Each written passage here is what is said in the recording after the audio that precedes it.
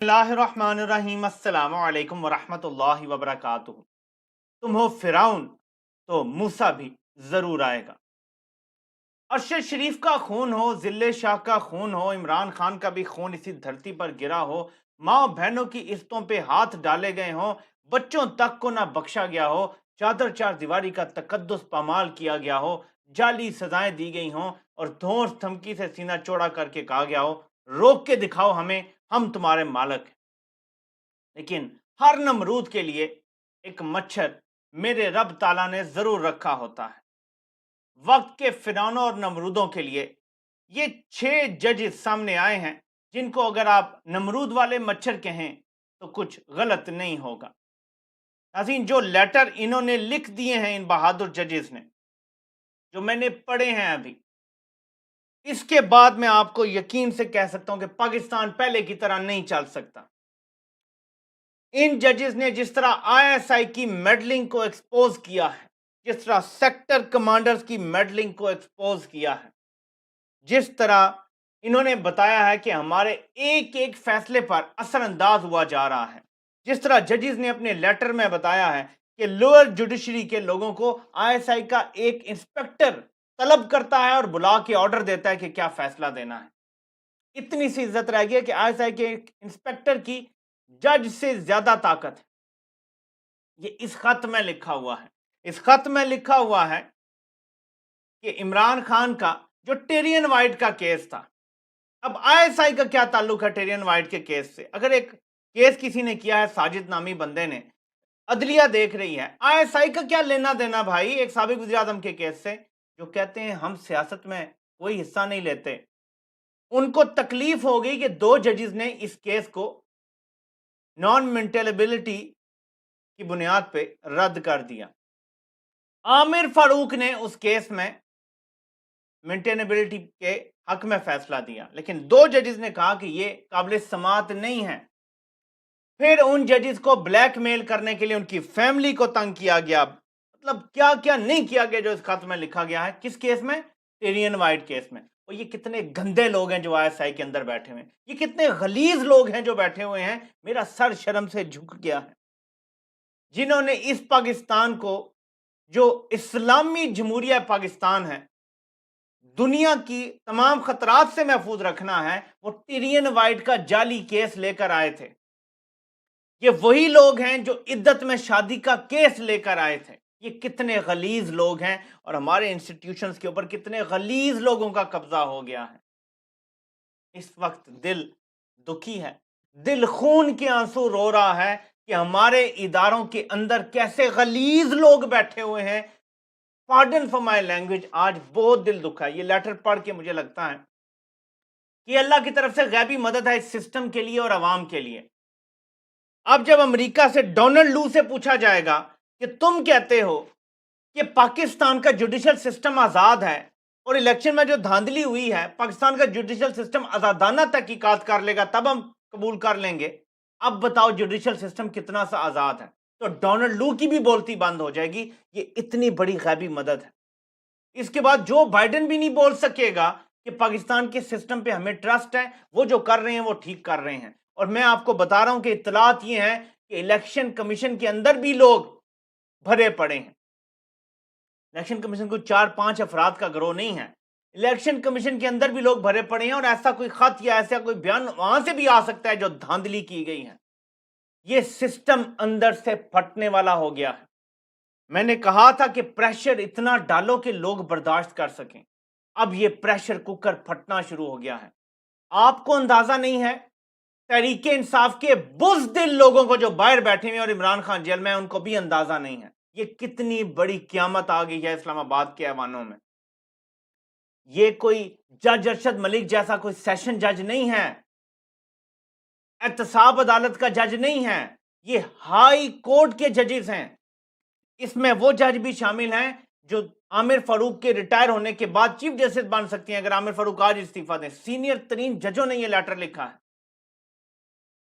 ये किसी एहतसाब अदालत के लोअर जज ने नहीं लेटर लिखा। आप इमेजिन करें, तहरीक इंसाफ की जो बाहर लीडरशिप है उसकी बुजदिली। मुझे आज थोड़ा गुस्सा भी आया हुआ है उन पे, बहुत मैं अल्फाज पे कंट्रोल करता हूं कि मरियम नवाज ने पूरा प्लान ऑर्केस्ट्रेट किया। माशाल्लाह से जो भी बड़े साहब हैं उन्होंने ये वीडियो अरशद मलिक की इनको दी और अरेंज करके दिया सारा। एक ऐसी वीडियो जो खुफिया तौर पे रिकॉर्ड की गई जिसमें जज अरशद मलिक ने सिर्फ ये कहा जी कि हम पे दबाव था, इदारे का दबाव था, इसलिए फैसला दे दिया। मरियम नवाज ने पूरे सिस्टम को हिला के रख दिया था एक सिर्फ जज की बात पे, और वो सिर्फ एहतसाब अदालत का जज था। इमेजिन करें ये वो जजेस बोले हैं जो हाई कोर्ट के जज हैं, जो एडमिनिस्ट्रेटिवली हाई कोर्ट कंट्रोल करती है लोअर जुडिशरी को इस्लामाबाद की। ये वो जजेस बोले हैं, ये छोटी बात नहीं है, ये पूरा कू हो गया है। काजी फायद ईसा और आमिर फारूक का फौरी तौर पे इस्तीफा आना चाहिए और तरीके इंसाफ को यह मुतालबा करना चाहिए कि अगले 24 घंटों में इमरान खान को रिहा कर दें। चलें जी, बुजदिल लोग हैं बाहर, आप कह दें जी 7 दिन के अंदर अंदर इमरान खान को तमाम केसेस में रिहा किया जाए, नहीं तो पूरा मुल्क बंद कर दिया जाएगा। ये 9 मई आप कहते हैं कि बड़ा वाकया है, मैं आपको बता रहा हूं ये 9, 11, 9 मई को मिला के देख लें तो ये उससे बड़ा वाकया आज हो गया है। जिस तरह आईएसआई को नंगा करके चौराहे में खड़ा कर दिया है इन जजेस ने, उसके बाद तो पीछे कोई गुंजाइश ही नहीं बाकी रह गई। और आप उस दिलों की तरह कल प्रेस कॉन्फ्रेंस करेंगे, यानी पीटीआई की लीडरशिप कह रही है हम कल प्रेस कॉन्फ्रेंस करेंगे। आपको पता है क्यों? इमरान खान लीडर है, बहादुर भी है और फैसले करना जानता है वक्त पे। ये बुजदिल भी हैं और इनको लग रहा है करें क्या, बुशरा बीबी भी जेल में, इमरान खान भी जेल में, हमें तो पता ही नहीं है करना क्या, हमें तो पता ही नहीं है क्या बयानिया बनाना है। ये इस तरह के कम-अक्कल लोग हैं जो इस टाइम बाहर हैं। मैं आपको ये यकीन से दिलाता हूं कि ये एक बड़ी वजह है। बाकी बुज़दिली भी होगी, कुछ कंप्रोमाइज़ भी होंगे, लेकिन ये भी एक वजह, इनको पता ही नहीं है करना क्या है। भाई इतनी बड़ी क़यामत आ गई है। जजेस बोल पड़े हैं कि इमरान खान को टेरियन वाइट केस में किस तरह से रगड़ने के लिए आईएसआई काम करती रही है। इसके बाद क्या रह जाता है? शहजाद अकबर के हवाले से भी शायद कोई ऐसी ही बात है कि मोहसिन अख्तर कियानी साहब ने जब उनके भाई का केस लिया, तो मोहसिन अख्तर कियानी साहब के भाई को उठा के ले गए, तशद्दुद किया, 24 घंटे को वीडियोस बनवाते रहे। इमेजिन करें, ये कोई मजाक हो रहा है? यही हुआ उमर अता बंदयाल के साथ। उमर अता बंदयाल के घर के नौकर को उठा के ले गए और कहा ये वार्निंग है तुम्हारे लिए। अच्छा, मजे की बात, इन लेटर्स में लिखा हुआ है जजेस ने कि हमने उमर अता बंदयाल को भी शिकायत लगाई, हमने आमिर फारूक को भी शिकायत लगाई, हमने काजी फायद ईसा को भी शिकायत लगाई कि यही हो रहा है। और इतने बेशरम और जलील लोग हैं ये बड़े जजेस जो बैठे हुए हैं कि अपने ही जजेस का साथ नहीं दिया। वो आईएसआई कि तुम ऐसे काणे हो तो रिजाइन करो, मुल्क से बाहर चले जाओ, दौलतें तो तुमने बना ली हैं। काजी साहब, आपके लंदन में घर मौजूद है और कितना माल बनाना है आपने। अगर आप अपने जजेस की हिफाजत नहीं कर सकते, अगर आप इतना उल्टा लेटे हुए हैं, इमेजिन करें जरा, इस मुल्क के बड़े जजेस आईएसआई के सामने उल्टे लेटे हुए हैं, तो अवाम किधर जाए? अवाम का क्या पुरसाने हाल होगा? अब आपको समझ आई कि 9 मई के मामले में क्यों जमानतें नहीं दे रहे जजेस। ये है वो वजह। अभी और जजेस सामने आएंगे। लाहौर हाईकोर्ट के एक जज ने जो इस्तीफा दिया था, अभी ये रिसेंटली कुछ दिनों की बात है, अभी तो कहानियां सामने आएंगी इजाजुल एहसन और मज़ार अली अकबर नकवी पे किस किस्म के प्रेशर डाले गए। अभी तो ये कहानियां आई नहीं है, ज्यादा उनके पास कोई साथी नहीं थे, वरना शायद इजाजुल एहसन भी बोल जाते। लेकिन सुप्रीम कोर्ट के जजेस ने गैरत नहीं खानी थी, क्योंकि वो पहले से ही कंप्रोमाइज, वो मौका ही नहीं देते आईएसआई को कुछ दबाव डालने का। काजी साहब कहते हैं जी हजूर, हमें पता है आप क्या चाहते हैं, हम खुद ही वो फैसला दे देंगे। अब इमेजिन करें बल्ले के केस का फैसला काजी के पास आया, क्या आईएसआई ने दबाव डाला होगा? मैं आपको बता रहा हूं, नहीं डाला होगा, कि काजी साहब को पता है आईएसआई क्या चाहती है। वो चाहती है कि बल्ले का निशान तहरीक इंसाफ से ले लिया जाए, उन्होंने वही फैसला दे दिया, आईएसआई को दबाव डालने की जरूरत ही नहीं पड़ी। तो काजी साहब कह सकते हैं जी मैं कुरान पे हल्फ उठा सकता हूं, मुझ पे आईएसआई ने कोई दबाव नहीं डाला। हो सकता है ये अगर केस लग जाए तो वो ये कह देंगे कि मुझ पे आईएसआई का कोई दबाव नहीं है। भैया इसलिए नहीं है कि आपकी बिहाइंड क्लोज डोर्स पहले से डीले हुई हैं और आप तो राजी बरजा सब कुछ कर रहे हैं, आप उल्टे लेटे हुए हैं आईएसआई के सामने। यकीन माने कि इस लेटर के बाद ये पूरा कू है। जरा जरा याद करें थोड़ा सा, मरियम नवाज के हस्बैंड जिसने कायदे आजम के मज़ार की तौहीन की थी, माहुल्लड़बाजी की थी, उसको उठा लिया था होटल के कमरे से। इतना बड़ा तूफान आया था, पुलिस सारी बैठ गई थी सिंध में, कि बाजवा साहब ने बिलावल को फोन किया और आईएसआई की जो लोकल सेक्टर कमांडर वगैरह थे उनको चेंज कर दिया था। अब तो डीजीसी और सारे आईएसआई के सेक्टर कमांडर्स का नाम ले रहे हैं जजेस, सिटिंग जजेस ले रहे हैं। क्या पुलिस इतनी भी वैल्यू नहीं है 6 सिटिंग जजेस की? क्या कमिश्नर रावलपिंडी के बयान की तस्दीक नहीं हो गई जो उसने कहा था? लेकिन आपको कोई तब्दीली होती नजर नहीं आएगी। और ये इतने बेशरम है, मैं आपको भी बता रहा हूं, ये अभी भी लगे होंगे कि किसी तरीके से जजेस पे प्रेशर डाल के इनकी कोई वीडियोस रिलीज करके, इनकी कोई बेटियां हैं, कोई बहनें हैं, उनकी कोई वीडियोस इन्हें दिखा के और इनसे एक और लेटर लिखवा लें कि जी वो गलती से हो गया था, ये हमने नहीं लिखा हुआ। ये इतने बेशर्म लोग हैं कि अभी भी ये सीधे नहीं होंगे। मैं आपको बता रहा हूं, कुत्ते की दुम भी सीधी हो सकती है। वैसे कहा गया कि 100 साल भी रखी जाए तो सीधी नहीं होती, लेकिन मैं आपको बता रहा हूं, कुत्ते की दुम सीधी हो सकती है। ये लोग, ये गलीज लोग जो पाकिस्तान पे काबिज हैं, ये सीधे नहीं हो सकते। इसलिए ये बेहतरीन मौका है। अवाम तपी बैठी है इलेक्शन में डाके की वजह से, इन चोरों को एक्सेप्ट नहीं कर रही। ऊपर से ये डैमिंग आपके सामने लेटर आ गए हैं 6, जिनमें ऐसी ऐसी तफसीलात लिखी हुई हैं, स्पेसिफिक डेट्स दी गई हैं। इस डेट को ये केस था, आईएसआई ने ये किया, इस डेट को ये केस था, आईएसआई ने ये किया। एक एक चीज लिखी हुई है। अब होना क्या चाहिए, इस पर तमाम जजेस का कन्वेंशन बुला के और तमाम जजेस के बयानात रिकॉर्ड करवाए जाएं। लोअर जुडिशरी से भी, हाई कोर्ट से कहा जाए तमाम से कि सबके बयानात कलम बंद करें, कहां कहां किस किस पे प्रेशर है। इसके बाद जज जुल्करनैन, सिकंदर जुल्करनैन, हुमायूं दिलावर और जज बशीर की ऑन ओथ बयानात लिए जाएं, स्टेटमेंट्स ली जाएं और पूछा जाए कि आपसे ये फैसले किसने करवाए हैं, किसने आप पे दबाव डाला है। उनके फोन रिकॉर्ड्स देखे जाएं कि उन्हें कौन फोन करता रहा है। ये इस मुल्क में करवाने के लिए दबाव डालना पड़ेगा। और ये कौन दबाव डालेगा? तहरीक इंसाफ की लीडरशिप कॉल दे और अवाम दबाव डालेगी। और याद रखें कि नून लीग का सोशल मीडिया सेल यानी तहरीक इंसाफ के सामने टिकट टोकरी भी नहीं है, लेकिन उन्होंने जजेस के खिलाफ पूरे 2 साल ऐसी मुहिम चलाई है कि जजेस को सांस नहीं लेने दिया। ये तो फुल टॉस मिली है तहरीक इंसाफ को। इमरान खान के तमाम केसेस इस्लामाबाद हाई कोर्ट के अंडर जो जजेस हैं वहां लगे हुए हैं। अगर इस्लामाबाद हाई कोर्ट ही कह रही है कि सब कुछ आईएसआई करवा रही है, तो इमरान खान के केसेस तो खत्म हो गए सारे। अरशद मलिक के मामले में इमेजिन करें कि नून लीग ने ऐसा शोर मचाया कि सबकी टांगे कांपना शुरू हो गई थी। ये 6 जजेस ने बता दिया जी इस्लामाबाद हाई कोर्ट कंप्रोमाइज्ड है। चीफ जस्टिस को लेटर में लिख रहे हैं 6 जजेस कि आपने बेंच बनाने का सारा कंट्रोल अपने पास रखा हुआ है, जबकि आपसे पहले जब जस्टिस अतर मिनल्ला थे तो उन्होंने ये कंट्रोल अपने से एक जूनियर जज को दिया हुआ था। यानी तब भी आमिर फारूक साहब बेंच बनाते थे। जब से आमिर फारूक साहब आए, इन्होंने कब्जा ही कर लिया जी, बेंच सारे मैं बनाऊंगा, केस भी सारे मैं लगाऊंगा और पता नहीं क्या ड्रामा चल रहा है। जजेस ने कहा है कि आप बेंच बनाने को भी थोड़ा सा शफाफ करें कि हर इंपॉर्टेंट केस में क्या क्राइटेरिया है कि कौन बेंच बनेगा। फॉर एग्जाम्पल कोई केस होता है करप्शन का, कोई केस होता है किसी की, जैसे इद्दत वगैरह के केस हैं, मतलब क्या क्राइटेरिया क्या है। तो जज की देखी जाती है एक्सपर्टीज, कोई पता नहीं देखी जाती या नहीं देखी जाती। तो मैं आपको आज बता रहा हूं, ये मेरी बात ध्यान से सुनिएगा। ये लेटर जो इन जजेस ने लिखा है, इसके बाद हाई कोर्ट्स, मुख्तलिफ पेशावर हाई कोर्ट्स भी हो सकती हैं, सिंध भी, लाहौर भी, यहां से मजीद जजेस सामने आ सकते हैं। अब ये डिपेंड करता है कि इन 6 जजेस ने जो स्टैंड लिया है इकट्ठे होके, इसके बाद आमिर फारूक रिजाइन करता है या आमिर फारूक इनको सुनने का प्रिटेंड करता है। इसके बाद एक और चीज सामने आएगी कि काजी फायद ईसा इस पर रिजाइन करते हैं या सोमोटो लिया जाता है। और सोमोटो का फैसला किसने करना है? जस्टिस मुनीब अख्तर, काजी फायद ईसा और मंसूर अली शाह। यहां पता चल जाएगा कि मंसूर अली शाह किस साइड पे खड़ा होगा, क्योंकि अगले चीफ जस्टिस मंसूर अली शाह ने बनना है।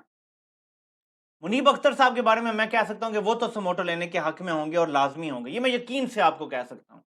काजी तो समोटो नहीं लेगा, क्योंकि वो खुद फंसता है बीच में। ये केस खुल जाएगा तो काजी साहब के बारे में सामने आ जाएगा कि जज उन्हें लिखते रहे कि जी हम पे आईएसआई का दबाव और काजी साहब ने कुछ नहीं किया। इमेजिन करें कि एक जगह पे इस लेटर में लिखा हुआ है कि हमने जाके आमिर फारूक से, तमाम जजेस ने कहा कि आईएसआई वाले हम पे दबाव डाल रहे हैं। आमिर फारूक ने कहा कि मेरी डीजीसी से बात हो गई, यानी जनरल फैसल नसीर से मेरी बात हो गई है, अब के बाद आईएसआई आप पे बिल्कुल दबाव नहीं डालेगी। लेकिन आगे इन जजेस ने लेटर में लिखा हुआ है कि हम पे दबाव मुसलसल जारी रहा उसके बाद भी। तो आमिर फारूक भी इंप्लीकेट हो रहा है, काजी फायजीसा भी इंप्लीकेट हो रहे हैं, उमर अताब बंदयाल भी इंप्लीकेट हो रहे हैं। इन सब को सामने आना चाहिए। दो जो हाजिर सर्विस है इनको तो रिजाइन करना चाहिए, कौम से माफी मांगनी चाहिए हाथ जोड़ के। आप अपने ओथ की खिलाफ वर्जी कर रहे हैं। बातें देखो बड़ी बड़ी बातें, करोड़ों की दुकान पकौड़ों की। काजी साहब हमें आइन के भाषण देते हैं, भाई आपके आइन का बलात्कार हो रहा है इतने अरसे से, और आप बैठे हुए हैं यहाँ पे चीफ जस्टिस बन के। ऊपर से जो बात करते हैं आप उसके खिलाफ जेआईटी बना देते हैं, ऐसी की तैसी आपकी जेआईटी के। धमकियां देते हैं लोगों को, जी आपके पासपोर्ट कैंसिल हो जाएंगे, ये हो जाएगा। तुम्हारी ऐसी की तैसी तुम्हारे पासपोर्टों की। हमारा मुल्क है, हम इसके लिए बोलेंगे। हमारा जो दिल आएगा हम करेंगे अपने वतन की मोहब्बत में। तुम कोई मामे लगते हो कि लोगों की नंगी वीडियोस बना रहे हो? वो जज के घर में कैमरे लगाए हुए, जज ने लिख के बताया आमिर फारूक को कि जी जज साहब मूव हुए, घर में कैमरे लगे हैं, ड्राइंग रूम में, स्टार्टर में लिखा हुआ है ड्राइंग रूम में कैमरे लगे हुए हैं, उनके मास्टर बेडरूम में कैमरे लगे हुए हैं। वो एक दफा रूटीन मेंटेनेंस के लिए उन्होंने किसी को बुलाया तो वहां कैमरे पकड़े गए। उन कैमरों के जरिए रिकॉर्डिंग डिवाइसेस भी पकड़ी गई जहां सेव हो रहा था। एक कैमरे के अंदर सिम पड़ी हुई थी, डायरेक्ट डेटा जा रहा था, और एक कैमरे की उन्हें रिकॉर्डिंग डिवाइसेस मिल गई जहां पे यूएसबी में सब सेव हो रहा था। ऐसा कैमरा होगा कि साथ यूएसबी लगी होगी कि डेटा, और अचानक आईएसआई वाले आते होंगे, निकाल के यूएसबी ले जाते होंगे, दूसरी लगा जाते होंगे। यूएसबी ड्राइव्स मिल गई जज को, उन्होंने ये दिखाई जाके कि देखिए जी हमारी तो प्राइवेट वीडियोस बना रहे हैं वो। इसके बाद भी आमिर फारूक ने कोई एक्शन नहीं लिया। उल्टा बेशरम इंसान खुद को रिक्यूज ही कर ले, भाई तुझ पे आईएसआई का दबाव है, तेरी वीडियोस हैं, हमें समझ आती है भाई, अपने आप को रिक्यूज कर ले, इस्तीफा देके घर चला जा भाई, तू जो कर चुका है, जितना माल बना चुका है वो काफी नहीं है? आज अगर पूरी कौम को गुस्सा नहीं आता तो आपका कोई मुस्तकबिल नहीं है।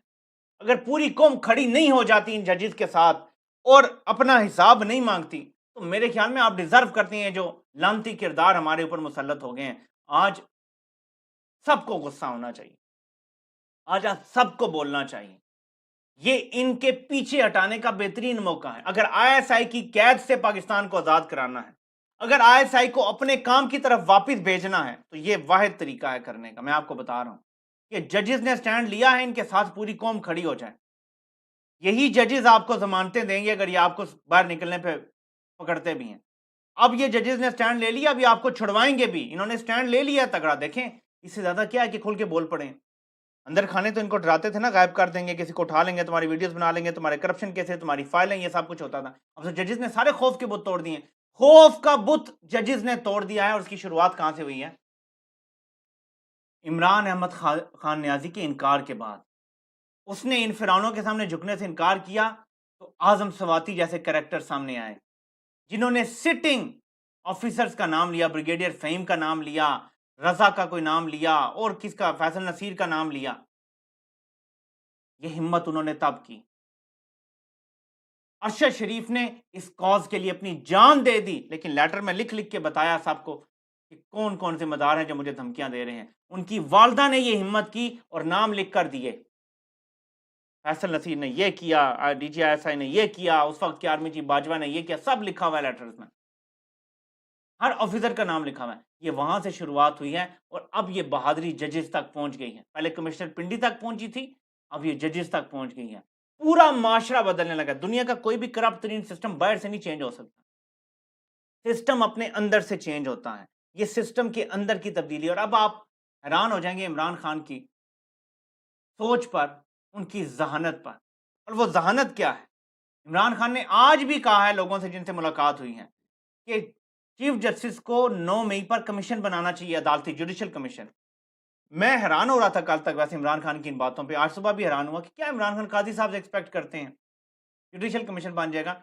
लेकिन अब मुझे समझ आ गई है कि इमरान खान की यानी कितने वो दानिशमंद इंसान है इमरान खान। इमरान खान को पता है कि ऊपर बेशक 2 करप्ट लोग बैठे हैं, काजी है और आमिर फारूक है, लेकिन जजेस में ऐसे लोग मौजूद हैं जो हक और सच का साथ देंगे और सच सामने लाएंगे। अगर जुडिशल कमीशन बनता है 5 जजेस का फॉर एग्जांपल, या 10 जजेस का बन जाता है, उनमें कोई एक जज भी सामने आ गया ना, ये जो रिपोर्ट आई है 9 मई की, ये दबाव डाल के आईएसआई के बनाई गई है, ये काफी है, 9 मई का बयानिया बढ़ जाएगा। और यही इमरान खान चाहते हैं कि इस सिस्टम के अंदर से लोग बोलें और खड़े हो जाएं। और इमरान खान अपनी तकरीरों में बार बार जो कहते थे कि अपनी नौकरी बचाने के लिए अपना आइन, अपना हल्फ मत तोड़ो, वो यही था। इन जजेस ने वो खौफ का बुत तोड़ दिया है। अब मैं आपको एडवांस में बता देता हूं बयानिया क्या होगा। बयानिया ये है जी कि इमरान खान को बड़े बड़े केसेस में सजा होने जा रही है, तो ये चाहते हैं कि हाई कोर्ट का चीफ जस्टिस जो है इस्लामाबाद हाई कोर्ट का, वो दबाव में आके इस्तीफा दे दे और second in line chief justice बन जाए, तो इमरान खान को रिलीफ मिल सके। ये ईमानदार जज करार दिए जाएंगे। हालांकि पूरी इस्लामाबाद हाई कोर्ट बोली है, 90% जजेस बोले हैं, 90% जजेस ने ये लेटर लिखा है। ठीक है, फिर कहा जाएगा जी चीफ जस्टिस काजी फायद ईसा को हटाना चाहते हैं इमरान खान, क्योंकि उनके केसेस अगर हाई कोर्ट से रिलीफ नहीं मिलता तो सुप्रीम कोर्ट में जाएंगे। तो इनको तब्दील कराने के लिए ये दबाव डाला जा रहा है। ये इनका बयानिया होगा, मैं आपको एडवांस में बता रहा हूं, लेकिन ये झूठ है, झूठ है, झूठ है। ये जजेस का एक एक लफ्ज सच है इस लेटर में, और मैं आपको मालूमात की बुनियाद पे बता रहा हूँ कि अभी जजेस ने बहुत कुछ नहीं बताया। बहुत कुछ वो खा पी गए हैं और वो बहुत कुछ जानते हैं कि क्या-क्या हुआ है। ये बहुत कुछ तब सामने आएगा अगर इस केस में कोई समोटो होता है या सुप्रीम जुडिशियल काउंसिल कोई कार्रवाई करती है या जजेस का कन्वेंशन बुलाया जाता है। और अब तो वकला तंजीमों को भी सामने आना चाहिए और वकला के कन्वेंशन भी होने चाहिए और अवाम को तहरीक इंसाफ को मोबिलाइज करना चाहिए और इमरान खान की एक हफ्ते के अंदर, अगर 24 घंटे नहीं तो रिहाई का मुतालबा करके कह दें कि वरना फिर दमादम मस्त कलंदर होगा। बताएं ना कि आप मार्च करेंगे, धरना करेंगे, जलसा सीधा के पीटीआई के फिर दमादम मस्त कलंदर होगा, हमारे साथ बहुत हो गया जुल्म, अब दिस इज द एंड। देखते हैं कि पीटीआई की जो बड़ी लीडरशिप है वो भी खौफ का बुत तोड़ पाती है या नहीं तोड़ पाती। फिलहाल तो वो तुम बुकमनुम फॉर्मूला यर्जियून है। आपसे इंशाल्लाह फिर मुलाकात होती है। अल्लाह पाक आप सबका हामी नासिर हो। आप सबके सुनने का बहुत बहुत शुक्रिया।